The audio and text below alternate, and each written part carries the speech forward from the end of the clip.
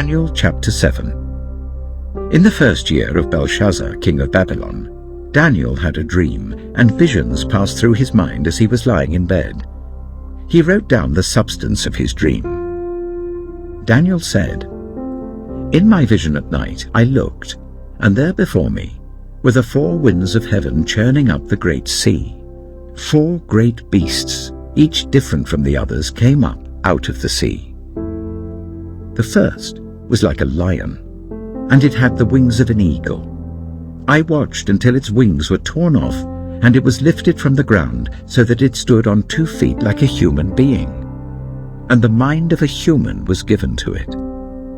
And there before me was a second beast, which looked like a bear. It was raised up on one of its sides, and it had 3 ribs in its mouth between its teeth. It was told, 'Get up and eat your fill of flesh.' After that, I looked, and there before me was another beast, one that looked like a leopard, and on its back it had 4 wings like those of a bird. This beast had 4 heads, and it was given authority to rule. After that, in my vision at night, I looked, and there before me was a 4th beast, terrifying and frightening and very powerful. It had large iron teeth. It crushed and devoured its victims and trampled underfoot whatever was left. It was different from all the former beasts, and it had 10 horns. While I was thinking about the horns, there before me was another horn, a little one, which came up among them, and 3 of the first horns were uprooted before it. This horn had eyes like the eyes of a human being, and a mouth that spoke boastfully. As I looked, thrones were set in place, and the Ancient of Days took his seat. His clothing was as white as snow. The hair of his head was white like wool. His throne was flaming with fire, and its wheels were all ablaze. A river of fire was flowing, coming out from before him. Thousands upon thousands attended him. 10,000 times 10,000 stood before him. The court was seated, and the books were opened. Then I continued to watch, because of the boastful words the horn was speaking. I kept looking until the beast was slain, and its body destroyed and thrown into the blazing fire. The other beasts had been stripped of their authority, but were allowed to live for a period of time. In my vision at night, I looked, and there before me was one like a son of man, coming with the clouds of heaven. He approached the Ancient of Days and was led into his presence. He was given authority, glory, and sovereign power. All nations and peoples of every language worshipped him. His dominion is an everlasting dominion that will not pass away, and his kingdom is one that will never be destroyed. I, Daniel, was troubled in spirit, and the visions that passed through my mind disturbed me. I approached one of those standing there and asked him the meaning of all this. So he told me and gave me the interpretation of these things. The 4 great beasts are 4 kings that will rise from the earth, but the holy people of the Most High will receive the kingdom and will possess it forever, yes, forever and ever. Then I wanted to know the meaning of the 4th beast, which was different from all the others and most terrifying, with its iron teeth and bronze claws, the beast that crushed and devoured its victims and trampled underfoot whatever was left. I also wanted to know about the 10 horns on its head, and about the other horn that came up, before which 3 of them fell, the horn that looked more imposing than the others, and that had eyes and a mouth that spoke boastfully.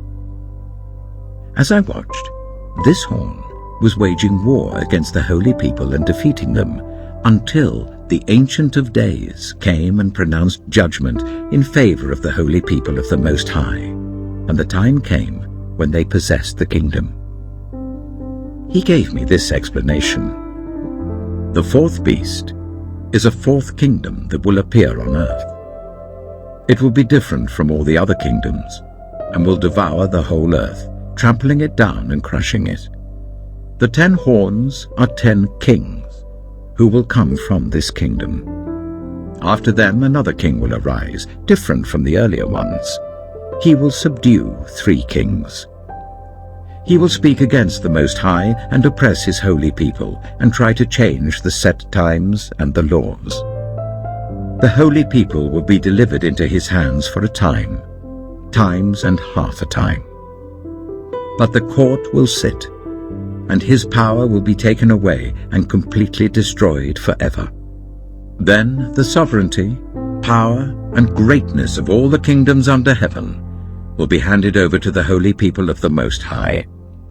His kingdom will be an everlasting kingdom, and all rulers will worship and obey him.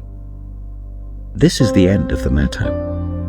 I, Daniel, was deeply troubled by my thoughts, and my face turned pale, but I kept the matter to myself.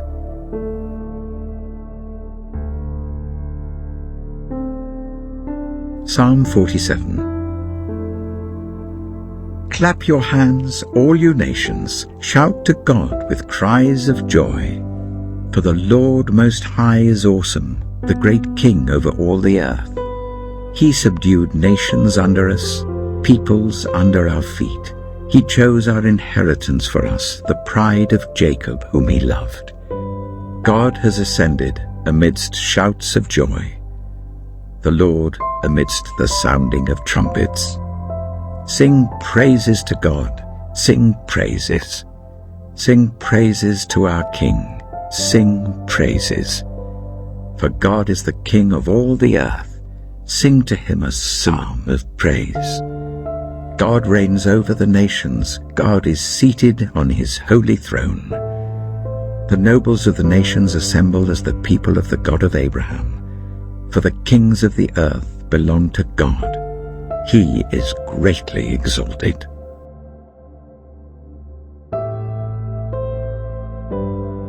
Isaiah chapter 40. Comfort, comfort my people, says your God. Speak tenderly to Jerusalem, and proclaim to her that her hard service has been completed, that her sin has been paid for, that she has received from the Lord's hand double for all her sins. A voice of one calling, in the wilderness prepare the way for the Lord. Make straight in the desert a highway for our God.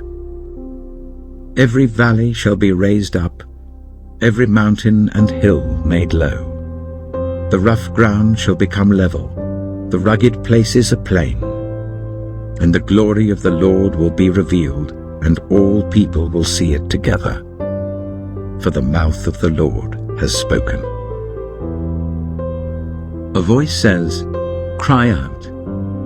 And I said, "What shall I cry?" All people are like grass, and all their faithfulness is like the flowers of the field. The grass withers and the flowers fall, because the breath of the Lord blows on them. Surely the people are grass. The grass withers and the flowers fall, but the word of our God endures forever.